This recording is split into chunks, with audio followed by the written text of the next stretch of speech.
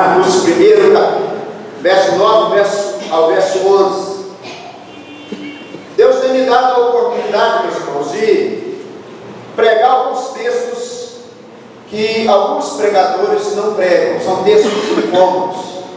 Isso não fica especial, não tem nada que me faz ser mais especial do que os outros pastores, porque minha obrigação é expor todo o desígnio de Deus, como diz o apóstolo Paulo. É pregar toda a palavra de Deus, não escolher apenas alguns textos que mais agradam a gente ou mais agradam a igreja.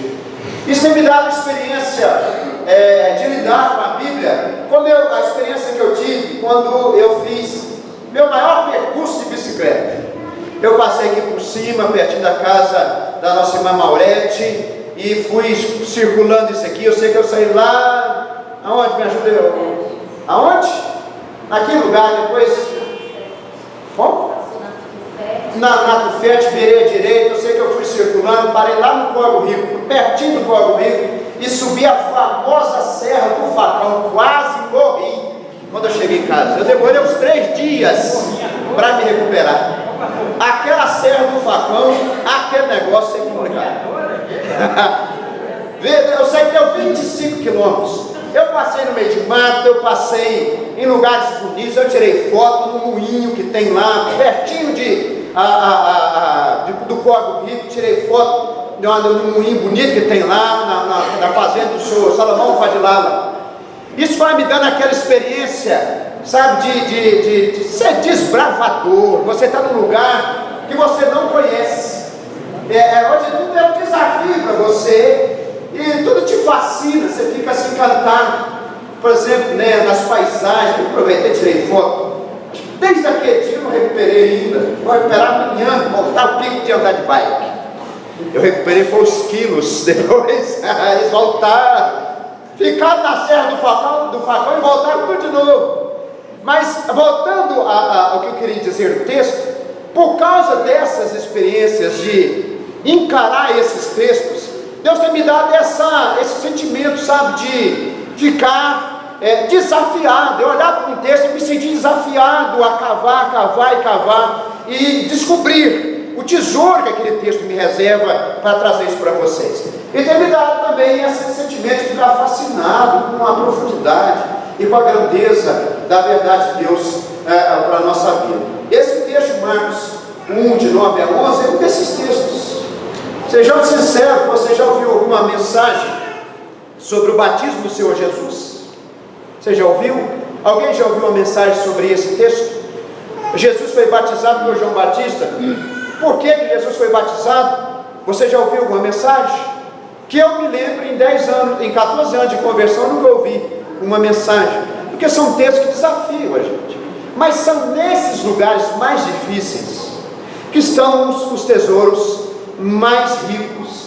Aqui no Brasil tem uma ilha chamada Ilha das Cobras, que a Discovery tenta descobrir achar uma lenda, que há um tesouro escondido nessa ilha. E essa ilha tem uma habitação de cobra muito grande. É cobra para todo lado, são as cobras venenosas, cobras as mais diversas.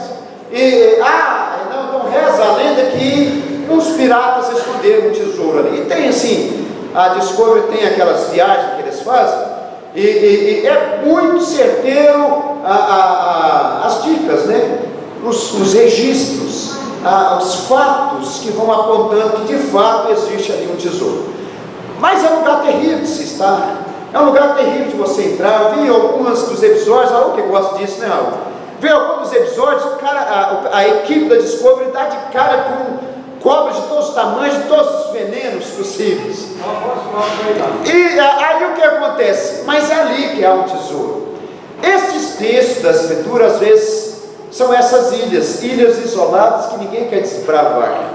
E Deus nos dá a experiência então de ir até esses textos e retirar grandes tesouros para nós. Olha aí, esse texto eu queria falar com vocês sobre 3 coisas que esse texto demonstra assim com clareza acerca da vida cristã. Diz o texto, olha, naqueles dias veio Jesus de Nazaré, da Galileia, e por João foi batizado no Rio Jordão. Logo ao sair da água, viu os céus rasgarem, o Espírito culpa sobre ele. Então foi ouvido uma voz dos céus: Tu és o meu filho amado, em ti me comprazo. Vamos ler juntos o verso 11, todos. Então foi ouvida uma voz dos céus: Tu és o meu filho amado, em ti me comprazo. Tem uma outra versão da palavra de Deus que diz assim: E do céu veio uma voz: Tu és meu filho bem amado, em ti encontro toda a minha satisfação. Gosto dessa versão. Em ti encontro toda a minha satisfação. Esse texto, meus irmãos, representa com exatidão 3 verdades acerca da nossa vida. Primeiro, esse texto representa da forma mais clara, da forma mais exata, a obra de salvação do Senhor Jesus para a nossa vida. Esse texto representa como é a verdadeira vida cristã. E eu creio que esse texto também representa como viver uma vida vitoriosa. Eu queria trabalhar com vocês sobre esse texto. No versículo 11, vai nos falar como se deu e como nós podemos olhar para esse versículo 11 e enxergar a obra de salvação que o Senhor Jesus realizou em favor da minha vida, em favor da sua vida, em favor do seu povo, em favor dos pecadores.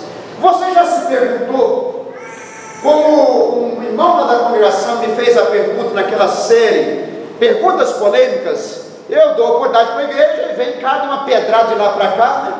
E o irmão fez a seguinte pergunta para mim: se o batismo de João Batista, aí no versículo 4, capítulo 1, foi um batismo de arrependimento, para remissão de pecados, e se Jesus não tinha pecado, por que ele foi batizado? Se o Novo Testamento insiste que Jesus não tinha pecado, por que ele então precisou ser batizado por João Batista? Eu quero que você coloque uma caneta, um boletim, alguma coisa nesse texto, e vá comigo no texto, por favor, da carta aos Hebreus, no capítulo 4. Hebreus capítulo 4, no versículo 15. Abre comigo esse texto. Nós vamos ver essa verdade, que de fato o Senhor Jesus nunca desobedeceu a Deus, mas amou a Deus de forma perfeita. Em outras palavras, ele não tinha pecado.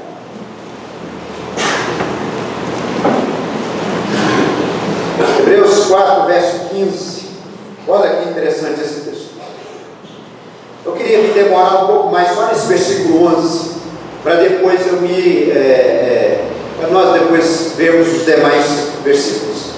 Diz assim no versículo 15 do capítulo 4 de Hebreus: Porque não temos sumo sacerdote que não possa compadecer-se das nossas fraquezas, antes foi ele tentado em todas as coisas. Em outras palavras, quando você continuar além do Evangelho de Marcos, você vai ver que o Senhor Jesus foi tentado no deserto por 40 dias. Aquele ali foi uma tentação muito intensa, que o diabo derramou, né, jogou toda a sua artilharia contra Jesus. Mas não foi só naquele momento que o Senhor Jesus foi tentado. Diz o texto que ele foi tentado em todas as coisas. Ele sofreu tentações em variadas áreas, mas sem pecado. A nossa semelhança, mas sem pecado. O Novo Testamento insiste que o Senhor Jesus Cristo, ele não tinha pecado, então ele não precisava ser batizado, mas ele foi batizado por João Batista. Volta lá para o texto de Marcos, no capítulo 1. Nós precisamos entender isso, porque isso aqui vai nos ajudar a esclarecer como Deus operou para que Jesus conquistasse a nossa salvação. O Senhor Jesus não foi batizado porque ele precisava de perdão. O Senhor Jesus foi batizado em lugar de nós que precisamos de perdão. Vou repetir. Jesus não foi batizado porque ele mesmo precisava de perdão. Ele foi batizado para que eu e você tivéssemos sido representados por meio dele, para que nós recebêssemos perdão. Em outras palavras, o Senhor Jesus foi batizado como representante do seu povo, como representante da igreja, como representante do pecador. Jesus se identificou com a nossa condição de miséria. É por isso que ele foi batizado. Quando você olha o texto de Mateus, por exemplo, o João Batista chegou para Jesus e disse o seguinte: eu que preciso ser batizado por você, e você vem a mim. Em outras palavras, não tem como te batizar, não tem autoridade para te batizar, você é o Salvador. O Senhor Jesus diz, há um outro lugar que o Senhor Jesus explica, ele diz, deixa por enquanto, porque convém cumprir toda a justiça. O batismo de João Batista era um mandamento de Deus, como não matar, ou não matarás, era um mandamento do Senhor. Foi Deus que mandou João Batista batizar. Então Jesus, para que ele pudesse comprar e adquirir a nossa salvação, ele tinha que obedecer a todo o mandamento do Senhor, no meu lugar e no seu lugar. Então ele precisava de ser batizado, mesmo não tendo pecado, ele tinha que submeter ao batismo que João Batista estava realizando naqueles tempos, para se cumprir o que está escrito em Isaías 53. Novamente, coloque um marco nesse texto. Vai comigo no texto de Isaías capítulo 53. Olha que interessante, no capítulo 53 de Isaías, por favor. O Senhor Jesus foi batizado no meu lugar e no seu lugar. Ele se identificou com a nossa situação de pecado, ele se identificou com a nossa miséria, ele tomou o meu lugar naquele momento que ele foi batizado. Isaías 53, verso 6. Eu quero aprofundar com vocês aqui nesse texto. Olha que interessante. Todos nós andávamos desgarrados como ovelhas, todos nós. Você que está sem Jesus Cristo e que entrou nessa igreja, até mesmo você, na visão de Deus, para a sua vida, ele te enxerga como ovelha desgarrada. Cada um se desviava pelo caminho, mas o Senhor fez cair sobre ele. Esse ele é quem, meus irmãos? Quem é esse ele que Isaías fala? O Senhor Jesus. O Senhor, Deus Pai, fez cair sobre Jesus a iniquidade de nós todos. Em outras palavras, o Senhor Jesus, para comprar a nossa salvação, ele tomou posse do nosso pecado. Guarda isso. Diz o texto, o próprio João Batista dizia: eis o Cordeiro de Deus que tira o pecado do mundo. Para que Jesus adquirisse a minha salvação e a sua salvação eterna, ele teve então que tomar posse do meu pecado. Ele teve que tirar o pecado de mim, ele teve que trazer sobre ele o meu pecado, porque eu nunca, nem você, seria capaz de resolver a nossa situação diante de Deus. Por isso, ele diz o texto então, que ele tomou sobre si as nossas iniquidades. Versículo 11 desse Isaías 53, olha só: ele verá o fruto do penoso trabalho de sua alma, ficará satisfeito. O meu servo justo, com o seu conhecimento, justificará a muitos, porque as iniquidades deles levará sobre si. Por isso, eu lhe darei muitos como a sua parte, como o despojo, porquanto derramou a sua alma na morte, foi contado com os transgressores. Jesus, ele precisava de ser reconhecido entre os pecadores, para que pudesse absorver todos os pecados para ele mesmo. Diz o texto, ele foi contado com os transgressores. Ele foi tido no lugar de transgressor. Quando ele foi batizado, todas as pessoas olhavam para ele e falaram assim: é um pecador. Ele foi contado, ele foi tido como pecador. Tido. Quando o Senhor Jesus Cristo foi morto na cruz por nós, ele foi tido como pecador. Mas não era pecador, ele não tinha pecado, mas ele estava representando a igreja, ele estava representando o pecador. Ele estava fazendo isso no meu lugar e no seu lugar. Olha como ele continua, como ele termina o versículo 12: contado com os transgressores. No dia que ele foi batizado, todos olharam e disseram o seguinte: está aí mais uma cobra que João Batista está batizando. Vocês lembram? João Batista dizia assim: raça de víboras. Chamava o povo de cobra, chamava o povo de serpente, chamava o povo de víboras. Então, quando Jesus esteve ali, debaixo das mãos de João Batista, sendo batizado no Rio Jordão, ele foi contado com os transgressores. Mas continua: contudo, o que estava acontecendo é que ele estava levando sobre si o pecado de muitos, e pelos transgressores ele intercedeu, ou seja, pelos transgressores ele tomou o lugar. Quando o Senhor Jesus Cristo foi batizado batizado no Rio Jordão por João Batista, e quando ele foi morto na cruz por mim e por você, ele estava tomando os nossos pecados, ele estava carregando sobre os seus ombros a iniquidade de todos nós. Em outras palavras, ele estava me representando e representando a você.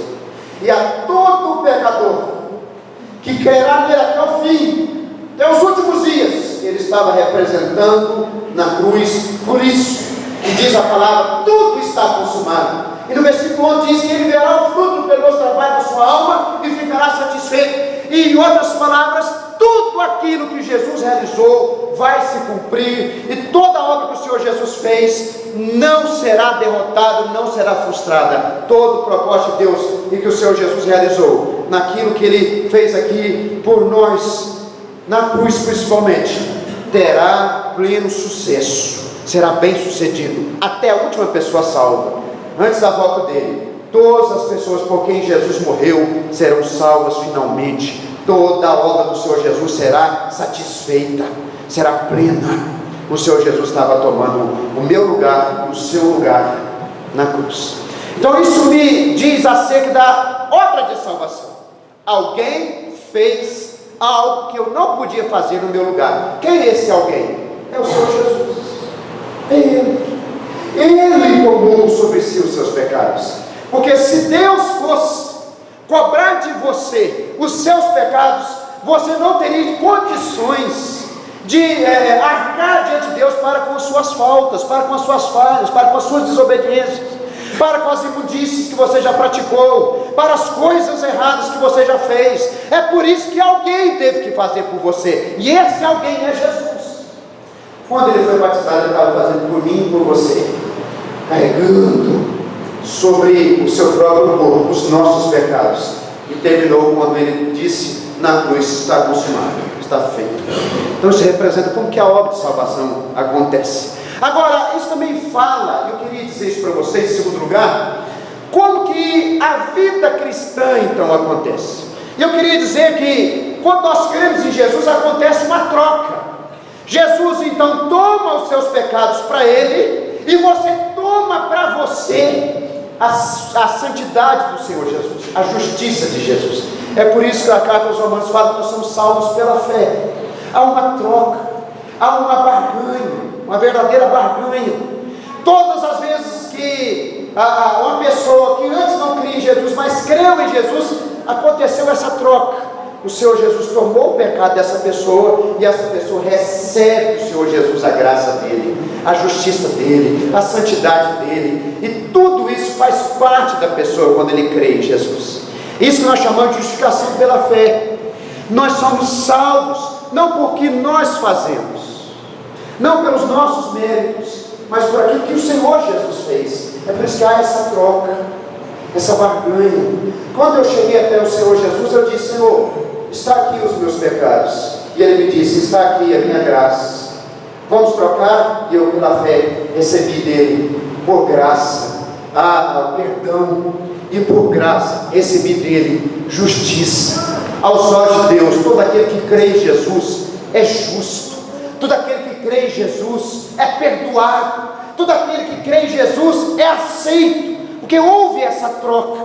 O Senhor Jesus pega os seus pecados e te dá o perdão dele, a graça dele, e por causa disso você aceita diante de Deus. Então isso me fala de como acontece a obra de salvação. Isso me fala como que eu posso tomar parte disso, como que eu posso me apropriar disso, como que eu posso tomar posse disso.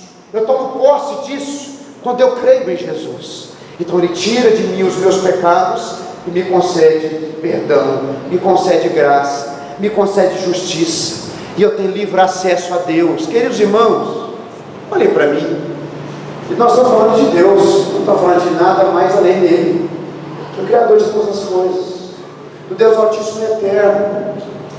Diz o texto da palavra de Deus que quando nós cremos em Jesus e temos em Jesus esse caminho aberto até Deus, nós podemos nos aproximar de Deus com ousadia. Por quê? Porque Deus nos aceita, porque houve essa troca entre nós e o Senhor Jesus. Ele fica com o nosso pecado e nós ficamos com a graça dele. Ele fica com a nossa sujeira, nós ficamos com a pureza dele. Ele fica com a nossa impossibilidade, porque nós somos incapazes de sermos salvos por nós mesmos, e nós ficamos com todas as possibilidades que só Jesus tem. Tudo é possível ao que crê. Vocês lembram do apóstolo Pedro? o Senhor Jesus disse que dificilmente entraria no reino dos céus um rico. Aí os discípulos ficaram assim espantados, porque naquela época já existia uma teologia da prosperidade. Naquela época as pessoas olhavam para os ricos e diziam o seguinte: esse é o bem-aventurado, esse é o abençoado. Por quê? Porque para aquelas pessoas, bênção financeira era igual a bênção espiritual. Aí Jesus vira e fala assim: dificilmente entrará no reino dos céus um rico. Aí Pedro fala: Senhor, mas assim quem será salvo? Aí o Senhor Jesus disse: isso aos homens é impossível. Em outras palavras, a salvação é algo que nós por nós mesmos não temos condições de adquirir. Precisa de alguém adquirir por nós. Precisa de alguém nos dar essa salvação. E quem fez isso foi o Senhor Jesus. E disse o Senhor logo depois: tudo é possível ao que crê. Tudo. Ele está falando da salvação. A salvação é possível somente àquele que crê. Agora, esse versículo 11 também me fala que eu preciso de me comportar como Jesus para ser vitorioso na minha vida. Olha, 3 fatos nesse versículo 11 que fala de humildade. Como? Qual é o segredo das vitórias? Se você olhar no versículo 11, vai mencionar 3 coisas muito singelas aí no versículo 11. Primeiro, nosso Senhor é chamado de Jesus. Marcos, o evangelista que mais chama o Salvador de Jesus, o nome mais simples e mais humano do Salvador, que é Jesus. Diz o texto que ele veio de Nazaré, da Galileia. Nazaré é uma vila, como nós falamos hoje, daquela vila, Vila Pavão, de onde saiu o reverendo Hernandes Dias Lopes, um lugar simples. Nazaré era uma vila pavão daquela época, um lugar que ninguém dava nada, e pior era a Galileia. Galileia era chamado o círculo, a redondeza dos afastados, a redondeza dos incrédulos. Chama Galileia, significado da palavra Galileia. De onde Jesus veio? De um lugarzinho que ninguém dava nada, e da pior região que tinha, da Galileia. E diz o texto que ele se humilhou para João Batista, e João Batista o batizou. E não precisava ser batizado, mas ele se humilhou para João Batista batizar. Se você ver no versículo 13, você vai ver que o Senhor Jesus já derrotou Satanás aí no versículo 12, versículo 13. Isso me ensina um segredo de vitória. Isso me ensina um segredo de vencer na vida. Para que eu possa vencer na vida, eu preciso praticar esse mesmo segredo e ser como Jesus era, humilde, uma pessoa que tenha realmente humildade no meu viver. E assim você também. Diz o texto de Provérbios, um texto que eu gosto muito, que a humildade precede a honra. Ou seja, a humildade vai adiante da honra. Se você quer vitória, se você quer ser honrado, seja humilde como o Senhor Jesus foi. Ele derrotou Satanás porque Jesus em todo o tempo foi uma pessoa que dependia de Deus e se humilhava perante Deus, para que Deus pudesse então capacitá-lo para vencer. Se nós queremos uma vida vitoriosa, nós temos que aprender a ser humildes. Diz o texto de Pedro, 1 Pedro capítulo 5, verso 5, que Deus resiste aos soberbos, que Deus faz guerra contra a gente tupetuda, contra a gente orgulhosa, contra a gente que acha que pode fazer as coisas pelas suas próprias forças. Contudo, aos humildes concede a sua graça. Para que eu e você tenhamos uma vida vitoriosa, nós precisamos ser humildes. Você precisa depender de Deus, você precisa quebrantar seu coração diante de Deus. O Senhor Jesus não tinha nada ali para poder se humilhar diante de João Batista, mas ele se humilhou, e logo depois então ele derrota Satanás, e começa então um ministério frutífero de vitórias e vitórias e vitórias, porque desde o início o Senhor Jesus se humilhou, e Deus o honrava, e Deus conduzia Jesus em vitória em todo o tempo. Quer ser vitorioso? Quer andar em vitória? Se humilha, meu irmão. Se humilha, meu irmão. É hora de você quebrantar seu coração. É hora de você deixar Deus te moldar. É hora de você se colocar diante de Deus em dependência. É hora de você colocar diante de Deus em humildade. Porque a soberba, por outro lado, precede a ruína. Tem muita gente sendo derrotada Sabe por quê? Porque desde o início tem se portado com soberba, tem se portado com orgulho, tem se portado com altivez diante do Senhor. Mas a humildade é o caminho para que as bênçãos do Senhor possam nos alcançar e nós sejamos vitoriosos. Ninguém que vive uma vida de vitória é uma pessoa soberba. Todos são humildes na presença de Deus. Continua o versículo de Marcos. Vamos abrir lá? Marcos capítulo 1. Marcos capítulo 1, agora versículo 10. Diz o texto: logo ao sair da água, viu os céus rasgarem e o Espírito como pomba descendo sobre ele, descendo como pomba sobre ele. Você já se perguntou por que o Espírito Santo assumiu uma forma de pomba? Muitas pessoas tentam explicar isso aqui. Eu queria escrever algumas coisas interessantes para você. Primeiro, naquela cultura, para nós, pombo é um negócio assim, chato, sujo e que só atrapalha, faz sujeira. Mas naquele contexto era o contrário. Pombo era sinônimo, né, de pureza. Pombo era sinônimo de leveza. E isso identificava o Espírito Santo, porque o Espírito Santo traz consigo pureza, o Espírito Santo traz consigo leveza, por isso ele assumiu essa forma de pomba. Agora, vocês lembram daquele relato do livro de Gênesis, e quando diz que Noé, para entender se Deus tinha então suspendido o seu juízo sobre a terra, o que ele fez? Ele soltou primeiro um corvo, que foi e voltou porque não achava lugar para pousar os seus pés. Depois ele pegou um pombo e foi e voltou, porque não achava lugar para pousar os seus pés. Então Noé entendia, o dilúvio ainda não cessou, não tem lugar para essas aves pousarem. Ela foi e voltou para a arca.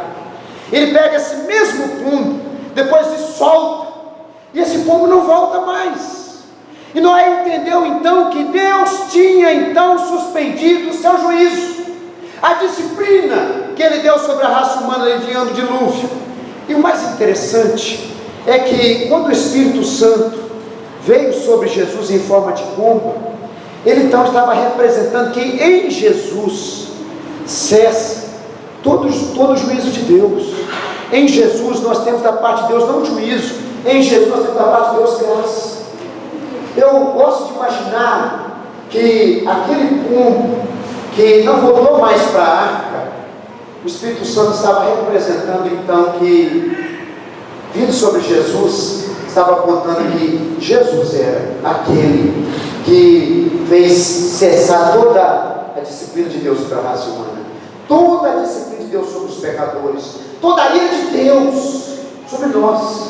Em Jesus nós não temos ira, em Jesus nós não temos punição, em Jesus nós não temos juízo, em Jesus nós temos amor, em Jesus nós temos graça, em Jesus nós temos as bênçãos de Deus sobre nós. Esse texto me ensina, no versículo 10, como que eu posso, meus irmãos, servir a Deus nesse mundo. Olha aqui para mim, até mesmo Jesus, quando foi exercer seu ministério, ele precisava ser cheio do Espírito Santo. Diz o texto que, na nossa versão, diz que o Espírito veio sobre ele, mas no texto original a ideia é que o Espírito entrou para dentro dele, capacitando Jesus então a exercer seu ministério. E nós entendemos que para que eu possa servir o Senhor, e eu possa viver uma vida vitoriosa, eu não posso viver nesse mundo sem o poder de Deus. Eu não posso viver nesse mundo sem a plenitude do Espírito Santo sobre a minha vida, sobre o meu coração. Se eu achar que posso servir a Deus, que eu posso fazer alguma coisa, que eu posso vencer alguma batalha sem o poder de Deus, pode ter certeza que vai me esperar. O que vai te esperar é derrota. Porque nem mesmo Jesus, você vai ver que depois ele enfrenta Satanás cheio do Espírito Santo. Nós só vamos vencer nossas batalhas, nós só vamos vencer as nossas lutas, nós só vamos derrotar Satanás, que constantemente se levanta contra a nossa vida, se levanta contra o nosso casamento, se levanta contra a nossa família, se levanta contra essa igreja. se levanta contra as mais diversas pessoas dessa igreja, nós só vamos derrotar Satanás cheios do Espírito Santo, porque assim foi Jesus, assim é aquele que quer andar com o Senhor Jesus. Deus te chama para buscar capacitação, Deus te chama para buscar poder dele, Deus te chama para buscar dele graça, porque ninguém que quer fazer a obra de Deus, que quer servir a Deus e que quer ser vitorioso nessa vida, pode servir a Deus ou pode fazer alguma coisa sem o poder do Espírito Santo na vida dele. É por isso que diz o Senhor Jesus em Atos capítulo 1, verso 8: mas recebereis poder ao descer sobre vós o Espírito Santo. Meus irmãos, olhem aqui para mim. Eu sei quando estou vazio do poder do Espírito Santo, agora também sei quando estou cheio do poder do Espírito Santo. O poder do Espírito Santo não é simplesmente algo que eu busco quando quero. O poder do Espírito Santo é uma necessidade que eu tenho para tudo na minha vida. Para ser discípulo do Senhor Jesus, eu preciso ser cheio do Espírito Santo. Para ser guerreiro na obra de Deus, eu preciso ser cheio do Espírito Santo. Para derrotar Satanás na minha vida e para ser instrumento de Deus na obra dele, eu preciso ser cheio do Espírito Santo, porque sem o Espírito Santo, o que vai prevalecer sobre a minha vida é derrota após derrota. Quem sabe isso que está acontecendo com você? Quem sabe isso que está acontecendo com você? Você tem muitas coisas, você tem muitas ideias, você tem muitos projetos, muitas estratégias, você tem boa intenção, mas se você não tiver o poder do Espírito Santo sobre a sua vida, jamais você consegue vencer nada, jamais você consegue dar um passo. Você pode ter boa intenção, você pode ter bons projetos, você pode ter boas ideias, boas atitudes, mas sem capacitação espiritual você não tem vitória para a sua vida. Assim é em todas as áreas do seu viver, inclusive na sua vida cristã. Não existe vida cristã sem o mover do Espírito Santo constante sobre o seu coração. Eu necessito, você necessita do Espírito Santo, como nós precisamos de comer e como nós precisamos de beber. O Senhor Jesus Cristo, para realizar seu ministério nesse mundo, viu os céus rasgarem-se e o Espírito descer como um pombo sobre ele, descer mansamente. Você já viu um pombo a posar? Já viu como que ele faz? Ele faz esse movimento assim, olha. A ideia é que o Espírito Santo de Deus veio sobre Jesus fazendo esse movimento. Ele pousou e entrou dentro do Senhor Jesus e encheu ele de poder e de graça. Logo depois ele derrota Satanás. Você vai derrotar seus inimigos, você vai derrotar o pecado que te derruba, você vai derrotar a incredulidade que quer cada vez mais vencer você e tirar você da presença de Deus. Você vai destruir esse muro de gelo que está no seu coração.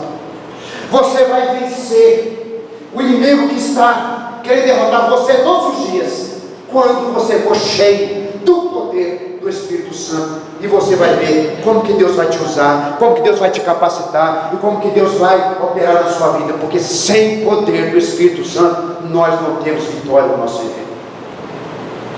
Pastor, você foi de pentecostal. Quem nos dera que isso fosse coisa de pentecostal? Pelo menos como pentecostal nós estivéssemos buscando o poder do Espírito Santo. Você foi de pentecostal, você foi de crente, porque sem poder, sem graça, você pode ter tudo, você pode ter boa intenção, você pode ter boa ideia, mas você não vai ter vitória na sua vida em nenhuma das áreas, porque você não vai ser capacitado para vencer. Quem te capacita para vencer é o poder do Espírito Santo. Quem te capacita para vencer é a graça dele agindo sobre a sua vida. Deus quer nos usar, povo de Deus. Deus quer nos usar. Deixa eu dizer uma coisa aqui para vocês, olha aqui para mim. Se você é um discípulo do Senhor Jesus Cristo, guarda essa palavra no seu coração. Se você serve a Jesus, olha para o céu e pela fé enxergue os céus rasgados em seu favor, para que o Espírito Santo desça sobre você e te enche de poder e graça, e você vive uma vida então de vitória em nome de Jesus, porque assim foi com o Senhor Jesus e é assim com todos aqueles que foram batizados no Senhor Jesus Cristo. O Espírito Santo rasgou os céus, está sobre nós para nos usar com poder e graça. Como eu preciso do poder do Espírito Santo. Como que esse coração de pedra necessita da graça do Espírito Santo para talhar aqui a lei do Senhor, para que eu possa viver em santidade, para que eu possa derrotar Satanás, para que eu possa ter frutos no meu ministério, para que eu possa ser feliz com a minha esposa, para que eu possa ter sabedoria para educar minha filha, para que eu possa ter capacitação para não viver na carne, mas viver no Espírito, e reproduzir em mim não as obras da carne, mas reproduzir em mim os frutos do Espírito. Eu preciso do poder do Espírito Santo, você precisa do poder do Espírito Santo. E nós temos que aprender a olhar para os céus, povo de Deus, em nome de Jesus, olhar para os céus, entender que esses céus estão rasgados para todos aqueles que estão em Cristo Jesus, e o Espírito Santo de Deus está ansioso e disponível, ansiando para entrar dentro do seu coração e te encher de poder e graça. Os céus rasgados estão. Deixa eu dar uma dica aqui para vocês. Toda vez que essa palavra que está escrita aí no versículo 10, rasgar, foi usado no Novo Testamento, foi usado para o rasgar do véu do templo. Olha aqui para mim. O templo tinha uma divisão chamada Santo dos Santos, e essa divisão impedia que qualquer pessoa comum entrasse, até mesmo um sacerdote entrasse para esse recinto do templo do Antigo Testamento. Esse véu era um véu de couro grosso. Nossa palavra véu hoje não identifica com isso, então vamos usar a palavra cortina. Uma cortina grossa de couro. Diz o texto, então, no momento que o Senhor Jesus deu o último do seu suspiro e gritando: está consumado, esse véu se rasgou de alto a baixo. Essa palavra, rasgar do céu, é a palavra que foi usada para o rasgar do véu, que é aquela separação entre nós e Deus. Não existe mais. Se você está em Cristo Jesus, Deus é favorável a você, Deus é contigo, Deus é contigo, e o poder dele quer ser com você. Nós somos discípulos do Senhor Jesus. Nós não somos apenas presbiterianos reunidos nessa igreja. Somos de Cristo pela fé e servimos a Ele pela fé. Por isso precisamos ser cheios do Espírito Santo. Sem o poder do Espírito Santo não vamos ter uma vida de vitória, nós não vamos crescer, porque só Ele que promove o crescimento da nossa vida em todas as áreas. Vença. Meu desejo é que você vença. Meu desejo é que você glorifique o Senhor. Meu desejo é que você envergonhe Satanás na sua vida, seja lá no mais profundo recesso do seu coração, onde só você e Deus conhece, com a expressão de ter a libertação de pecados internos dentro de você, ou seja, fora, na sua vida, na sua família, no seu trabalho, que você ande de vitória. Mas para isso, olha para o céu, olha para o céu e enxerga ele rasgado, porque você é de Jesus, e se você é de Jesus, o poder do Espírito Santo é bênção prometida para você. É bênção prometida para você. Eu sei quando eu não estou cheio do poder do Espírito Santo, mas também sei quando ele vem e vem me capacitando, e vem movendo, e vem agindo. Minha vida é diferente. Assim somos todos nós em todos os dias. Termina no versículo 11. Perdão, versículo 12. Vamos ler, verso 11 mesmo. Vamos ler juntos o verso 11, todos. Então foi ouvida uma voz dos céus: Tu és meu filho amado, em ti me comprados. 3 palavras para você resumir esses 3 versículos. 3 palavras muito simples. Queria que você repetisse comigo. Primeira palavra, identificação, todos. Identificação. Segunda palavra, capacitação, todos. Capacitação. Terceira palavra, aprovação, todos. Aprovação. Jesus se identificou conosco, tomando o nosso pecado, e agora Ele nos oferece a sua graça. Isso chama justificação pela fé. Ele arranca de nós o nosso pecado e nos dá a graça e a aceitação dele. Nós somos do Senhor Jesus. Louvado seja Deus. Nós precisamos entender isso. Nós precisamos aumentar nossas convicções nessas coisas. Não só convicção fria, doutrinária, teológica, árida, seca na sua cabeça, mas algo que enche o seu coração e que motiva você a entrar pelo Santo dos Santos, por esse novo caminho que lhe foi aberto por intermédio do Senhor Jesus. Segunda palavra, capacitação. O Espírito de Deus encheu o peito do Senhor Jesus. O Senhor Jesus derrotou primeiro que veio já levou uma pancada, que foi Satanás. E terceiro, ele ouviu uma voz do céu que lhe diz: tu és o meu filho amado, em ti me comprazo. O Senhor Jesus, ele foi aprovado por Deus, dizendo o seguinte: ele é quem de fato está, a minha satisfação é nele. Em outras palavras, quer dizer para mim, na minha vida cristã, que quando eu tenho Jesus, eu também tenho essa satisfação. Porque quando eu sou batizado em Jesus Cristo, seja com muita água, seja com pouca água, a questão é ser fiel aí em Jesus, ser crente em Jesus. Eu sou um com Ele. Em outras palavras, se eu sou um com Ele, da mesma forma que o Pai se agrada dele, o Pai também se agrada de mim. E o Pai então me aprova e diz: tu és o meu filho amado, em quem eu comprazo. Por causa de mim mesmo? Não, por causa dessa troca que houve entre mim e Jesus. Jesus tirou meu pecado e me deu a aceitação de Deus. Justificados, pois, mediante a fé, temos paz. Eu tenho paz. A melhor coisa na sua vida é ter paz. Você pode ter dinheiro, você pode ter status, você pode ter beleza, você pode ter tudo. Se você não tem paz no seu coração, que só Jesus te concede, você não tem nada. Eu tenho paz. Somos de Jesus, nós temos paz diante do Senhor. Então é só assim que Deus olha para nós e diz: eu te aprovo, não por causa de você, mas por causa do meu filho em você. Esse é o evangelho mais puro e simples. Isso me ensina também como ser vitorioso na minha vida. É o último segredo de uma vida vitoriosa. Vocês estão percebendo que eu estou pegando o texto, explicando o texto, tirando os tesouros do texto. Nada mais. É só o texto. Nós falamos da palavra. Você precisa da palavra, você precisa do evangelho, você precisa de Jesus. Isso me ensina a viver uma vida vitoriosa. Porque da mesma forma que Jesus precisou de ser humilde, da mesma forma que o Senhor Jesus precisou do poder do Espírito Santo, eu preciso ser humilde, eu preciso do poder do Espírito Santo. Agora também tenho que viver uma vida que agrada a Deus, porque a obediência, como diz o status da nossa irmã, eu achei bonito. A obediência é a chave das bênçãos. Repete, fala o seu status do WhatsApp, como é que é? A chave do sucesso, mais bonito. Obediência é a chave do sucesso. Querido irmão, quer viver uma vida vitoriosa? Volte para a presença de Deus. Diz o Senhor Jesus, aí foi dito ao Senhor Jesus: desculpa, tu és o meu filho amado, em quem me comprazo. Isso me fala que nele eu também tenho essa aceitação.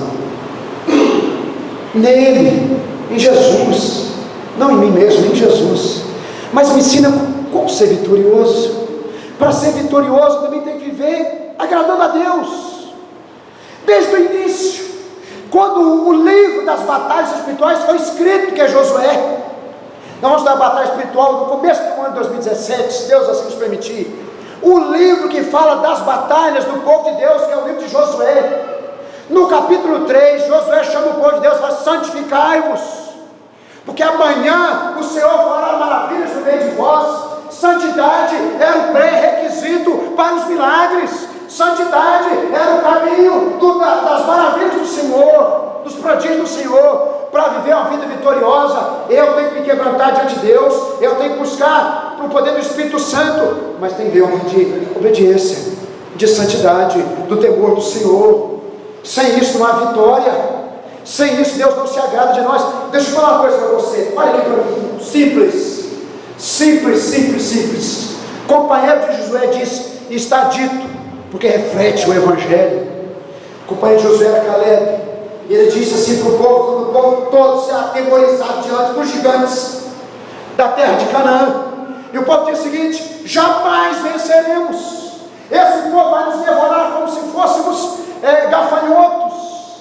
Nós nos vemos como gafanhotos aos olhos desse povo, tão gigante, tão grande que esse povo é. Caleb toma a palavra e dá um grito para calar a voz dos incrédulos, e ele diz: eia, em nome de Jesus, Caleb foi esse discípulo do Senhor, em nome de Jesus, cala essa boca sua de incredulidade, para com essa murmuração. Se o Senhor se agradar de nós, prevaleceremos.